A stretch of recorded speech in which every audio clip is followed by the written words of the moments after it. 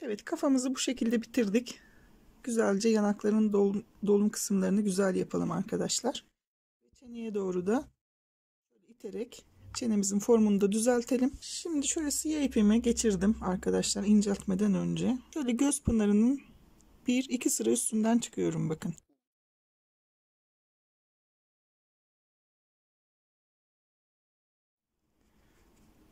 Gözün üst kısmından dolanıp şuradaki göz pınarından bir sık iğne sonra bir üst kısmından giriyorum.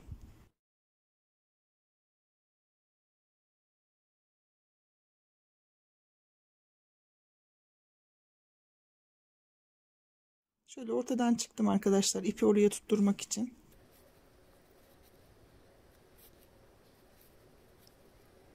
Öyle aynı yerden girip çıktım tekrar.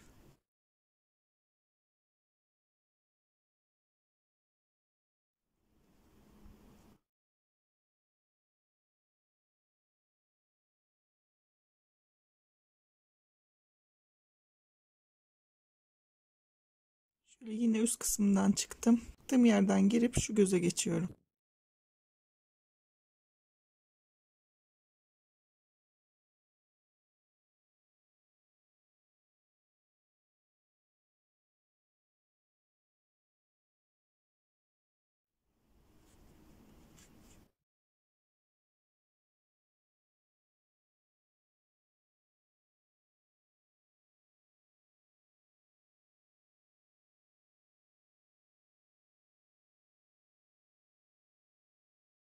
Tekrar diğerinde 2 kat yapmıştık.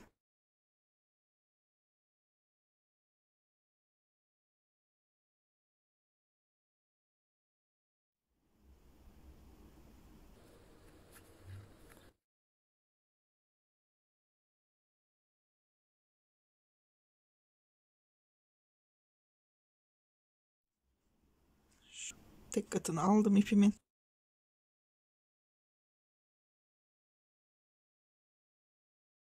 Çok uzun uzun kirpikler yapmak istemiyorum. O yüzden fazla bir sık iğne yukarıda olacak şekilde.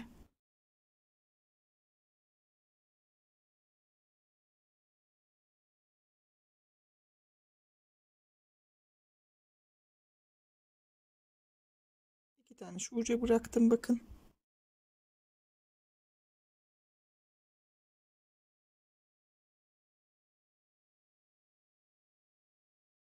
Bunlar arkadaşlar böyle tek tek ince ince değil de şöyle küçük ağlar yaptığımızı düşünün. Yani şöyle bakın, aynı yerden çıktım. Şöyle ipimi çekiyorum. İpin aynı yerden çıktığımız zaman girerken aynı yerden girmeyeceğiz arkadaşlar. Yani aynı dipten girmeyeceğiz. Çok yakınından, böyle çok yakınından giriyorum bak. Şöyle diğer yapmış olduğum kipriğin olduğu yere çıkıyorum.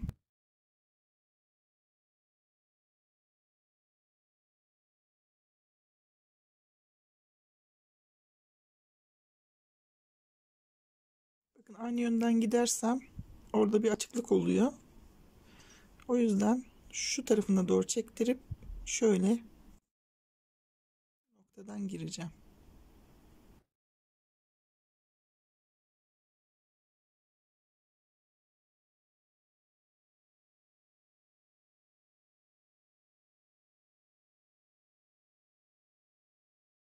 Kirpiklerin çok uzun olmasını istemediğim için sık iğnelerin içinden geçiyorum. Biraz zor oluyor.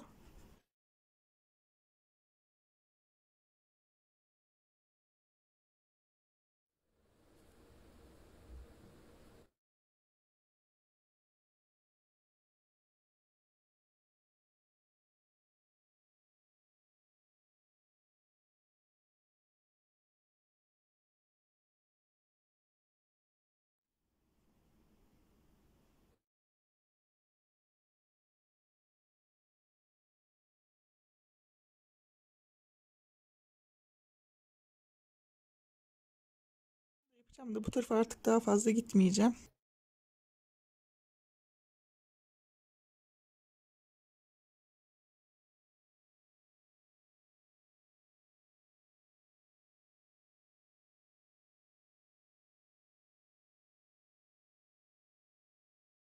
Olduğu yerden arkadaşlar bakın şu yakınından çıktım. Aynı yerden tekrar girip buradaki kirpiğimin yanına geliyorum.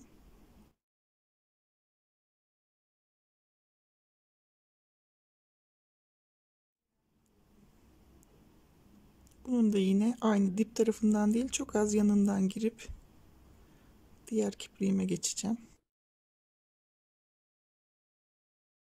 Kararı yapıyorum. Şu tekli, şunu yaparsam çok düz gidecek. O yüzden şuna geleceğim. Şunun dibinden çıkacağım. Şu uç kısımları ince, altlar biraz şöyle açılacak. O şekilde yapıyorum.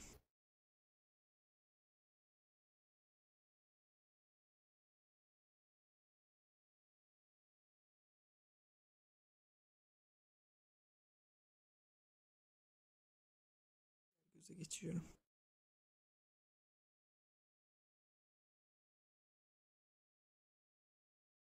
Şuraya da bir tane koyabiliriz. Şöyle bir tekli. Çok boş gibi göründü gözüme. Şimdi buradaki işlemin aynısını bu göze de uygulayacağım. Yöntemini size gösterdim. Bu gözümde buna benzetmeye çalışalım. Aynısını yapmaya çalışırım. Birebir aynı olmasa bile. Gözde yapalım. Sonra birlikte devam edelim. Şöyle kahverengi bir ipim var. Onunla kaşlarımı yapıyorum. Şimdi gözün şu göz pınarının olduğu yer. Bakın şöyle yaptığım zaman bir sık iğne sol tarafından çıktım. 1, 2, 3, 4, 5, 6, 7, 8, 9, 10 tane sık iğne saydım. Yapmış olduğum sıranın bir alt sırasından iğnemi geçiriyorum. İlk çıkarmış olduğum sıranın bir üst sırasından bakın 4 sık iğne sayıyorum bu tarafa. Bir üst sırasından iğnemin ucunu çıkartıyorum. Yerden girip ilk çıktığım yerden iğnemi çıkartacağım.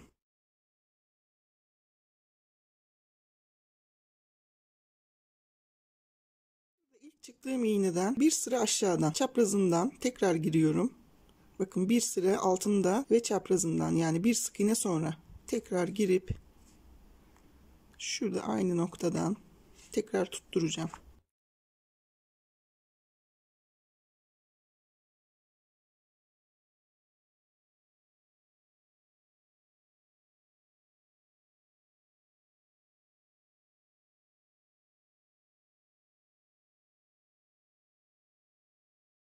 Bu şekilde yaptım. Doldurduktan sonra şurada bakın yeşillikler açıldı biraz.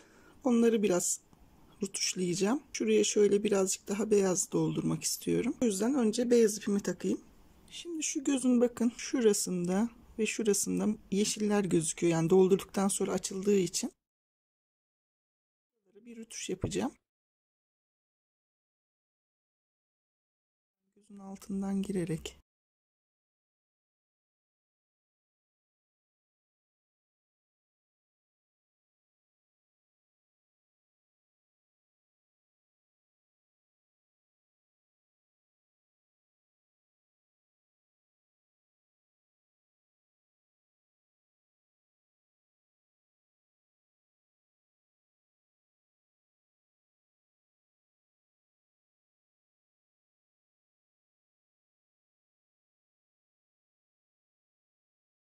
Göz pınarının da bakın şu açıldı.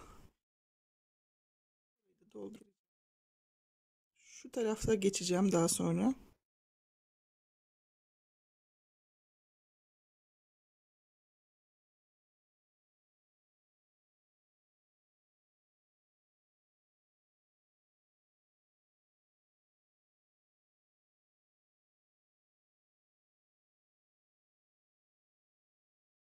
Şuradaki beyazın olduğu yerdeki gibi şuradan birkaç tane de buraya atacağım. Şu kısım açılmadığı için şuradaki yeşilliği biraz kapatacağım. Ondan sonra birlikte devam edelim arkadaşlar. Burun için yeşil ipimi inceltiyorum. Yarısını alacağım.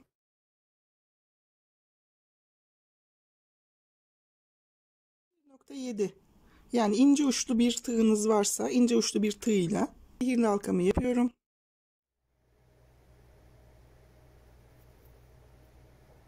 Ucunu birleştirdim. 6 tane sık iğne yapıyorum.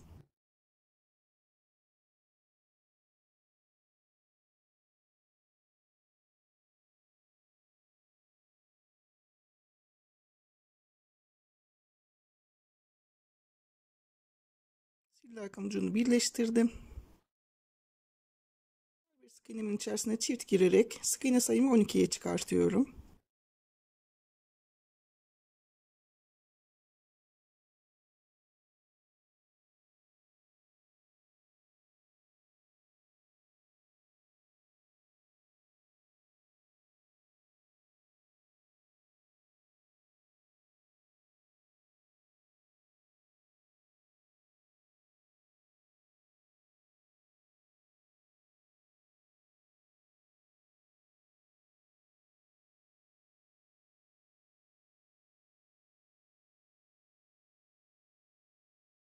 Çiftimi yaptım. Buraya bir tane işaretleyici koyacağım. 12 tane sık iğnemizi bir sıra örelim.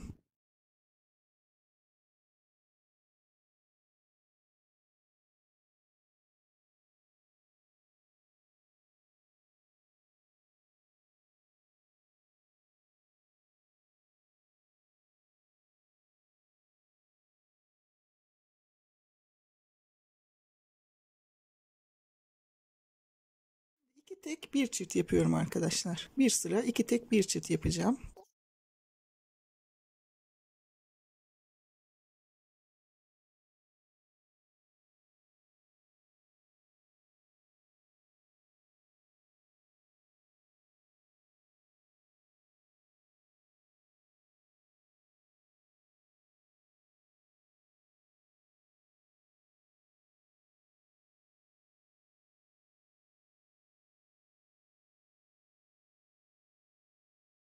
On altı tane sık iğnemiz oldu. Bu 16 tane sık iğnemizi 5 sıra örelim arkadaşlar.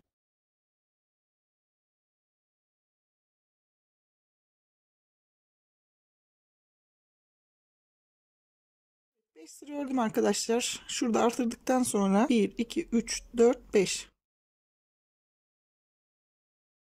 Bir sıra 2 tek bir azalt yapalım.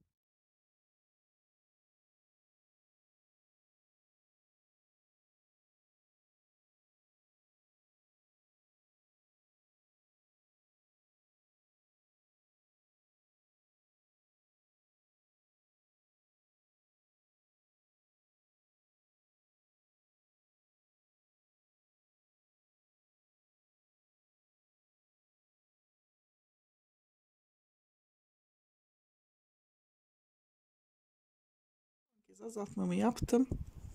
Tekrar 12'ye düşürdüm sık iğne sayımı. Bir sıra 12 sık iğnemi örüyorum arkadaşlar. Bir sıra 12 tane sık iğnemizi örelim.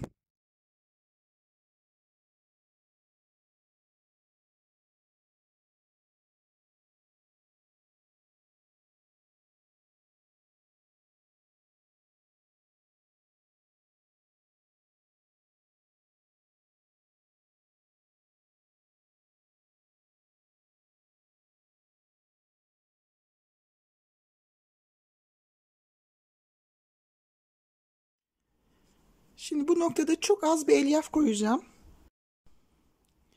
Şöyle çok sıkı olmayacak şekilde. Aşırı derecede doldurmayın. Sadece basık durmasın diye koyuyoruz.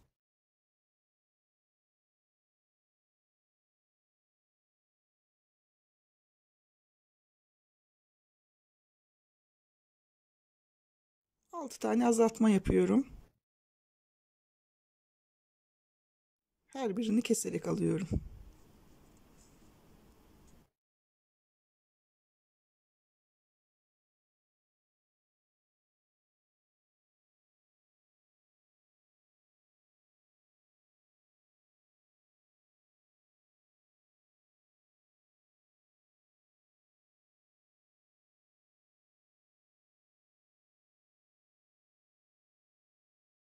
Son kez azalttım. Şimdi 6'ya düşürdüm sık iğne sayımı. Burnu dikecek kadar uzunlukta ipimi bırakıyorum.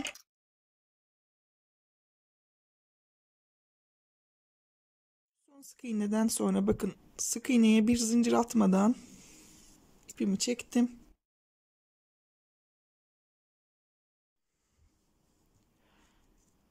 Şöyle iğnemle toplamadan önce şurada boşluklar var bakın. Oraya birazcık çok az bir elyaf daha koyacağım.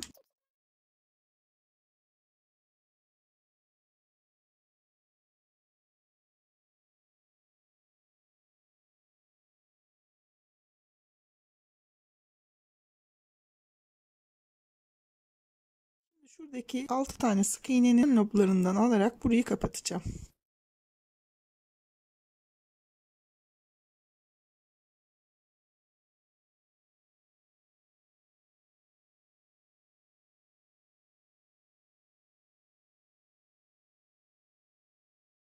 Elyafı şöyle bir yerleştirelim. Her noktada eşit olsun.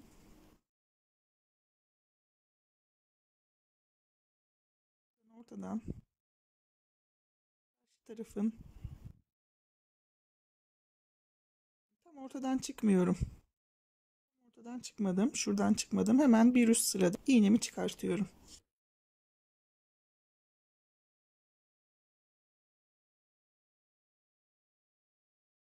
İpimi çıkardığım kısım altta kalacak şekilde tutup şu iğnemi tam ortadan geçireceğim. Sanırım şurası tam orta. Bakalım. 1, 2, 3, 4, 5, 6. 1, 2, 3, 4, 5, 6. Evet, doğru tespit etmişim. Şimdi bakın altta iğnemi şöyle geçirip burnundan. Şimdi şurada 1, 2, 3, 4 tane sık iğnemiz var. Onun tam ortasında artırma yaptığımız sıranın, bakın şu artırma yaptığımız sıranın ortalayarak şuraya burnumu koydum. Anne.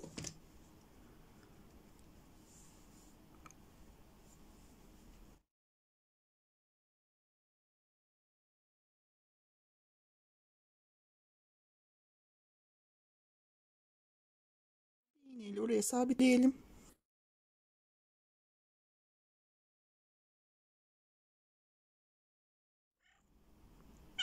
Ne oldu? Ne oldu sana? Sevgi mi istiyorsun? Artırma sıramızın bir alt sırasından şu ucun denk geldiği yere iğnemi sokup hizadan karşı uç için çıkıyorum.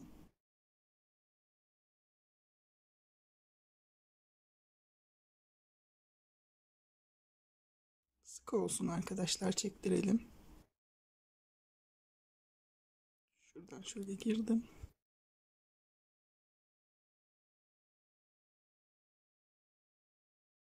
Karşıya tekrar geçeceğim.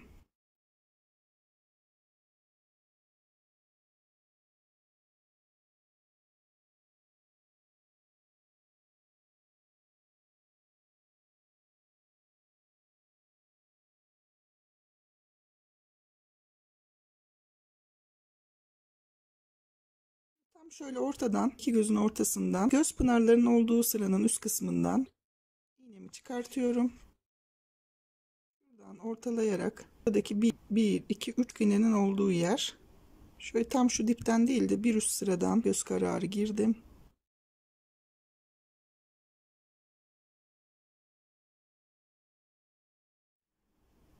Bir üst sıraya bu sefer şöyle tutturacağım.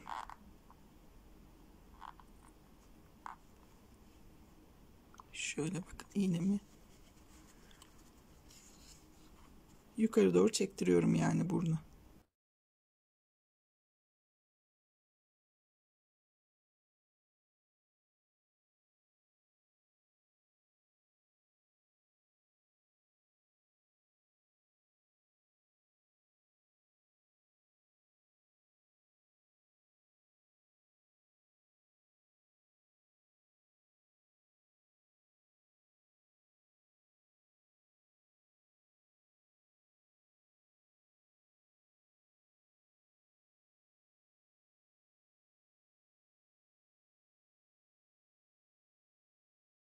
Şu tam ortadaki 3 sık iğne arkadaşlar. Yukarıda o 3 sık iğneyi tutturdum. Şimdi şu aşağıya doğru yine aynı sık iğneleri çektireceğim.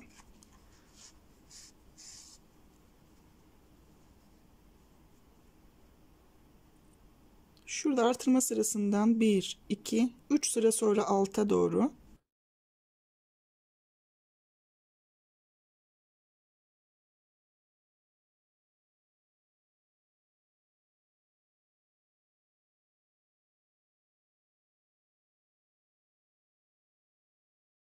Bunun altını da buraya tutturdum.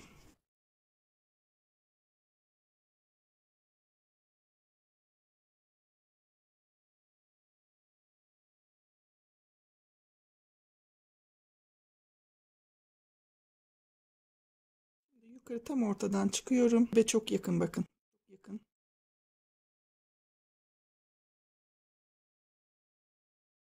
Şöyle iç kısmından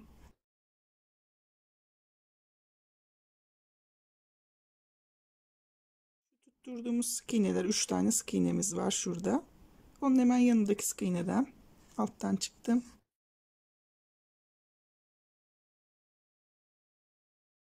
Hemen yan sık iğneden giriyorum.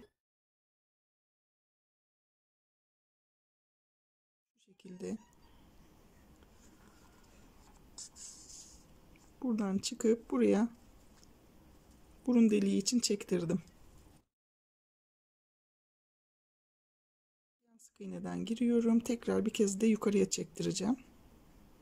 Aynı çektirdiğim yere şuradan yukarı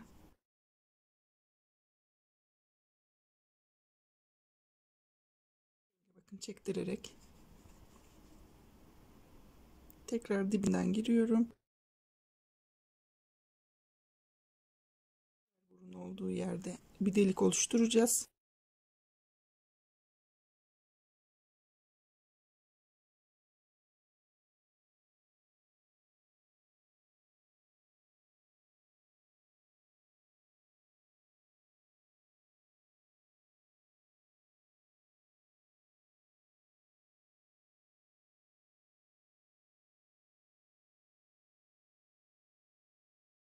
Yukarı.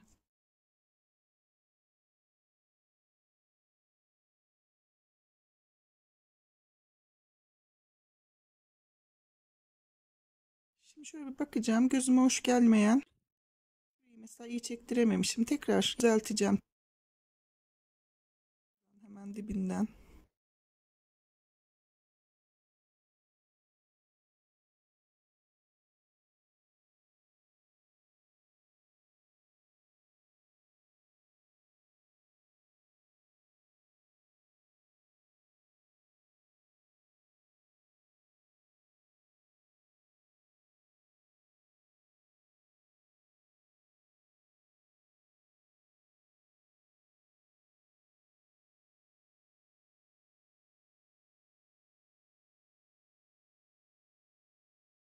Evet, bu kadar yeterli arkadaşlar.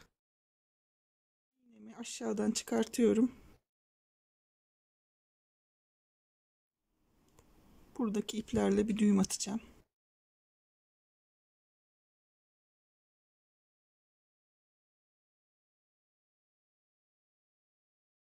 Bunun kısmını bu şekilde yaptım. Evet, benzetmeye çalıştım. Güzel de oldu. Fena değil bakın.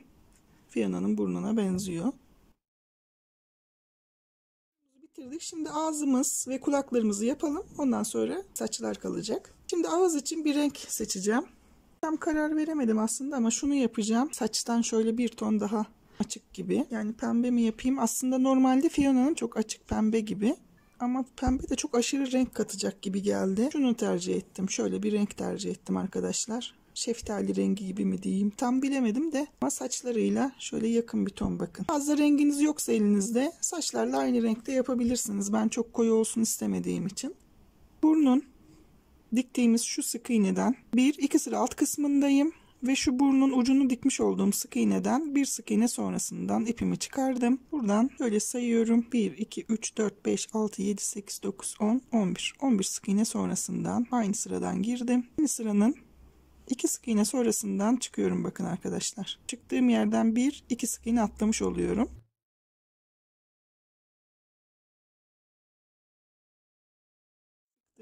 Gergin olsun. Buradan da bir iki sık iğne atlıyorum. Çıktığım yere dönüyorum şuraya. Gerdirelim.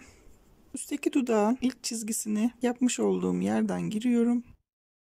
Dudağı başlangıç noktasına şöyle tekrar çıktım.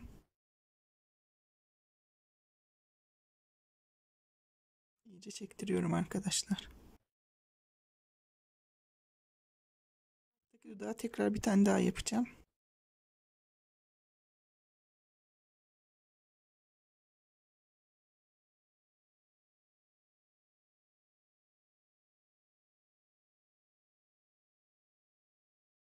Tekrar giriyorum. Bir sık iğne sonrasından çıktım. Boş olan sık iğneden çıktım.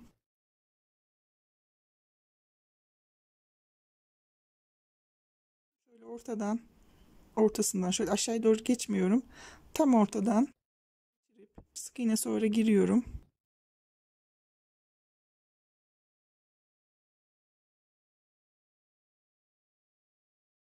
İyice çektiriyorum gergin olması için. Şöyle bir kez daha tam ortadan arkadaşlar. En son girdiğim noktaya geliyorum. Aşağıdan çıkıyorum. İpimizde sıkıca bir düğüm atalım. Şöyle son şeklim bu. Yani benim için şu anda bu kadar yeterli. Şimdi Fiona'nın kulaklarını yapacağım arkadaşlar. Sihirli halkamı yapıyorum. Normal kalınlıkta kullanıyorum ve normal tığımla örüyorum. Birleştirdikten sonra 5 tane sık iğne yapıyorum.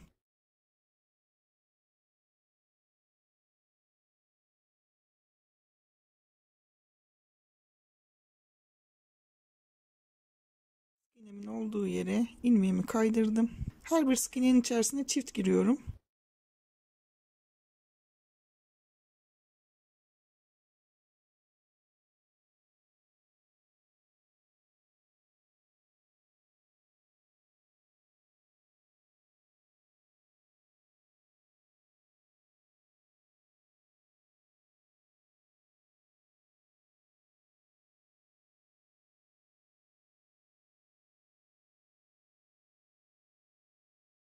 İkinci çiftimi yaptım. 10 tane sık iğnem oldu. Bir tek bir çift yapacağım. Bir tek bir çift. Tekrar bir tek bir çift. İkinci artırmam.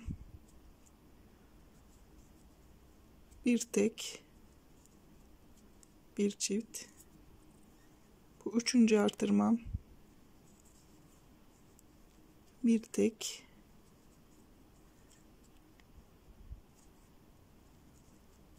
bir tane çift. 4 kez artırmış oldum. Son kez bir tek bir çift yapıyorum. Ve 5. kez artırmış oldum. Şimdi 15 tane sık iğnemiz var arkadaşlar. Bu 15 tane sık iğnemizi 4 sıra örüp sıra başına gelelim. Evet, 4 sıra ördüm arkadaşlar. Şu artırmadan sonra 1 2 3 4 sıra 15 tane sık iğnemi ördüm. Şimdi devam ediyorum. Bir tek bir azaltı yaparak tekrar 10 sık iğneye düşüreceğim. Bir tane tek azalttım. İlk azaltmamı yapmış oldum.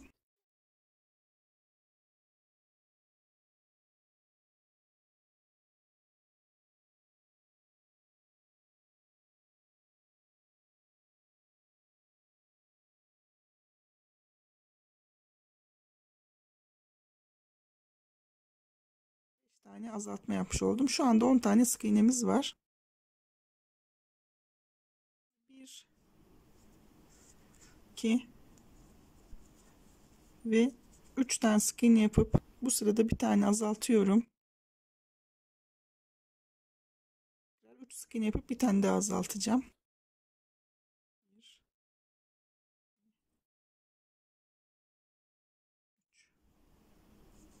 Son kez azaltmamı yaptım. 8'e düşürdüm sık iğne sayımı arkadaşlar. Şimdi bu 8 tane sık iğnemizi düz bir şekilde öreceğiz. 1 2 3 4 5 sıra ördüm. Kaydırarak bitireceğim. Kulağa dikecek kadar şöyle bir uzunlukta ip bırakıyorum. Şimdi iki tane azaltma yaptığımız sıra değil de şu sıraya geliyorum. 1 2 3 4 5 sıra örmüştük. Tam ortadan büzdürmeden çekiyorum oraya. Şöyle. Buraya dikiş atacağım arkadaşlar. Ağzını kapatmış oluyorum çünkü oraya elyaf koyacağım ama kulağın için elyaf koymuyoruz. Hem de kulağın duruşu düzgün olsun diye bunu yapıyorum. Şu ortaya geleceğim.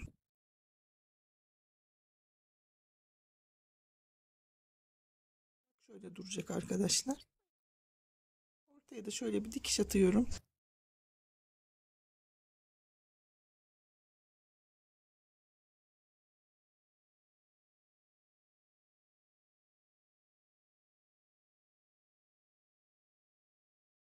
Aşağıdan çıktım. Şimdi arkadaşlar buradan dikeceğiz. İpimi kulağın arka tarafına gelecek kısmı geçirerek bırakacağım.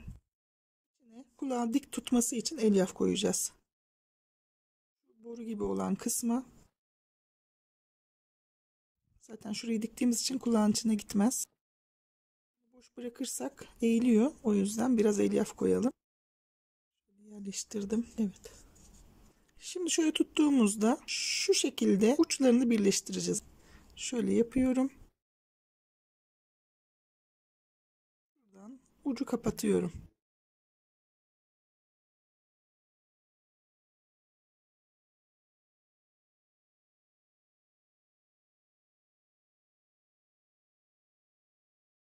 Şöyle bakın.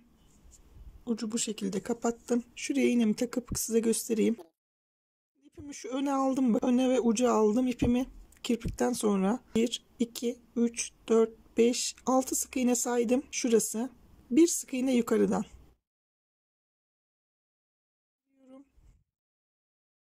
Hemen yan sık iğneden çıkıyorum. Böyle önce alt tarafını dikelim yan yana.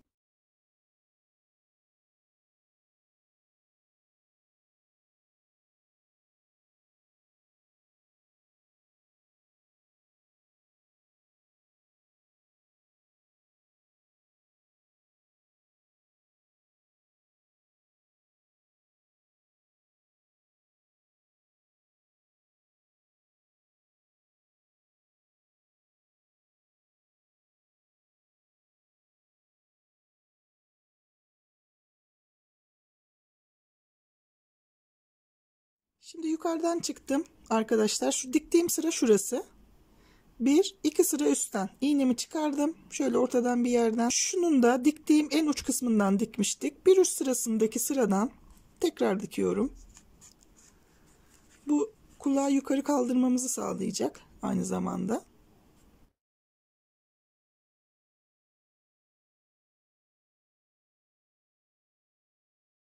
Mesela bunu çok yatay bulursanız bir üst sıradan daha kaldırabilirsiniz. Hoş görünecek şekilde olması önemli. Şimdi bir üst sıraya daha bakın. Çıkıyorum şuradan.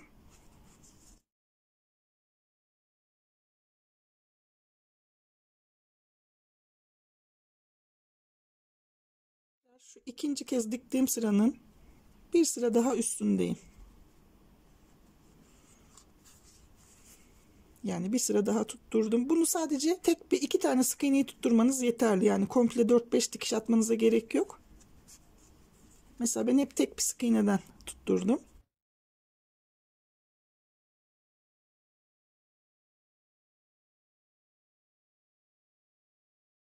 Bir tane de şu tutturduğum sık iğnenin yanındaki sık iğneyi de tutturacağım. Dengelesin diye duruşunu.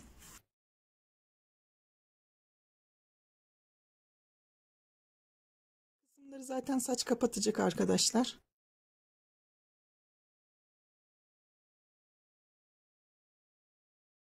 Şöyle aşağıdan çıktım artık.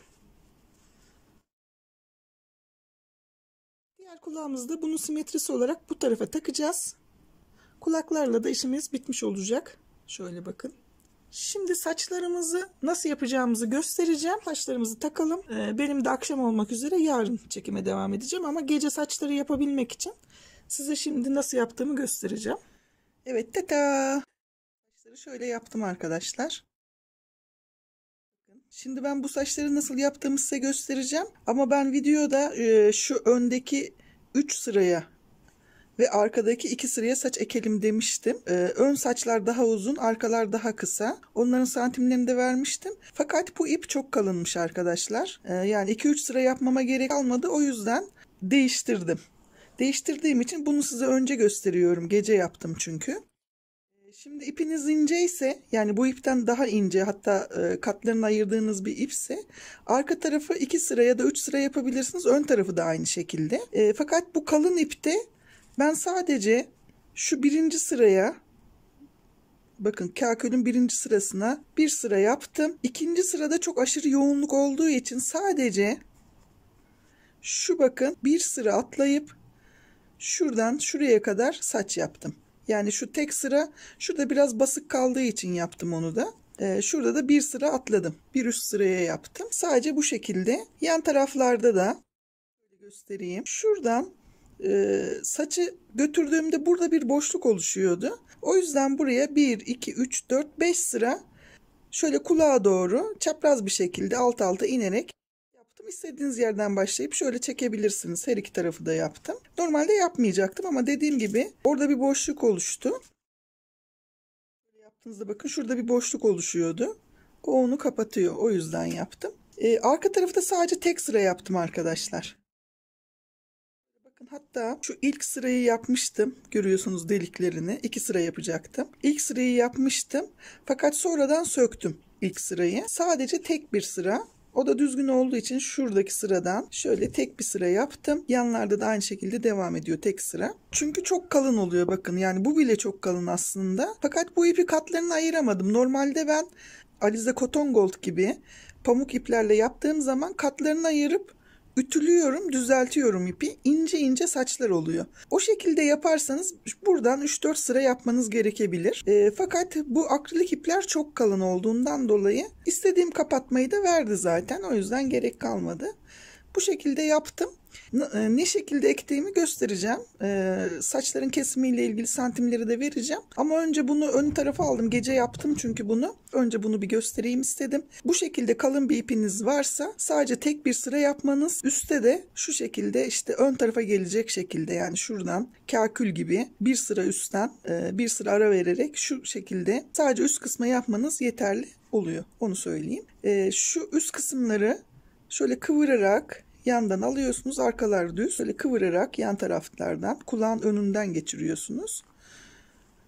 Şöyle, ondan sonra arka tarafı öreceksiniz zaten, biliyorsunuz. O kolay bir saç. Bu şekilde oldu. Çok tatlı oldu. Şimdi size ben nasıl ektiğimi ve kaç santim kestiğimi göstereyim. Ondan sonra videoyu bitirelim arkadaşlar. Şöyle saçları göstereceğim. 30 santimlik cetvelim var. Arka tarafları şöyle 30 santim cetvele sarıyorum.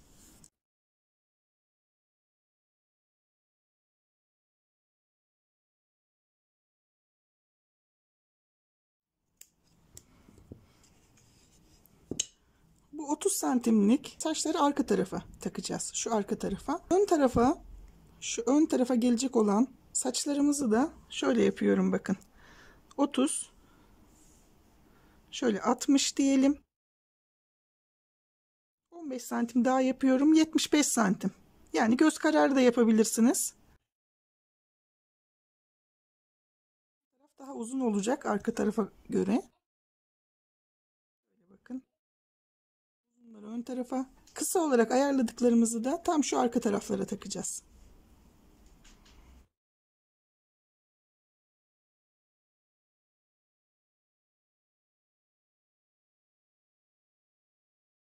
Ayarlayalım. Göz kararı da yapabilirsiniz dediğim gibi.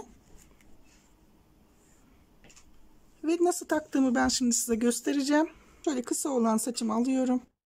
Olarak ayarladığımı. Sık iğnenin içine bakın, yandan giriyorum ilk sıraya. Yandan girdim. İpimi ortasından şöyle ilmek çekiyorum. Burada bırakıyorum.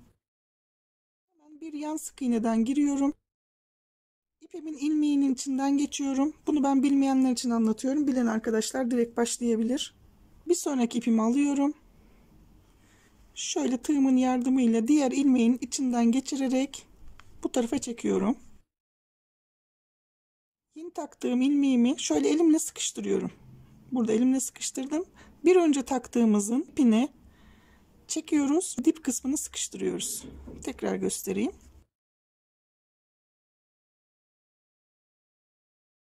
Şuradan ipimi bakın çekiyorum. İlmeğin içinden geçirdim ve sık iğnemin altından Şöyle. Bunu buraya çekip elimle sıkıştırıyorum. Bir önceki ipimi çekiyorum ve dip kısmını sıkıştırıyorum. Bu şekilde yan yana dip dibe ekleyerek saçlarımızı ekeceğiz. İsterseniz tek tek de yapabilirsiniz. Nasıl kolayınıza gidiyorsa. Bu benim yöntemim bu. Ben bu şekilde genelde yapıyorum. Tekrar bakın sıkıştırıyorum. Bir önceki ipimi çekip dip tarafını sıkıştırdım. Bu şekilde şuradaki yan tarafın şöyle kulak arkasına gelecek şekle kadar, yani şu yana kadar geleceğim. En son şuraya geldiğimizde ipimizi şöyle kilitleyeceğiz arkadaşlar. Sürekli devam etmeyelim. 15-20 tane ektikten sonra şöyle kendi içinden geçirerek tek tek taktığımız gibi şöyle kilitleyeceğiz. Ondan sonra tekrar hemen yan sık iğneden saç alıp devam edeceğiz. Çünkü sökülürse hepsi birden sökülebilir. O yüzden şöyle 10 tane falan takınca bir tane kilitleyip tekrar devam edebilirsiniz. Bu şekilde saçlarımızı hazırlayalım. Tabii kulağımızı diktikten sonra ondan sonra birlikte devam edelim. Evet, işte bu şekilde fiyonomuzun kafasını hazırladık. Gerçekten çok güzel oldu. Ben çok beğendim. Umarım sizler de beğenip beğen butonuna basarsınız ve güzel mesajlar gönderirsiniz, yorumlar yaparsınız. Desteklerinizi bekliyorum arkadaşlar. Çok teşekkür ederim benimle birlikte ördüğünüz için. Bir sonraki videomuzda görüşmek üzere. Şimdilik hoşça kalın, sevgiyle kalın.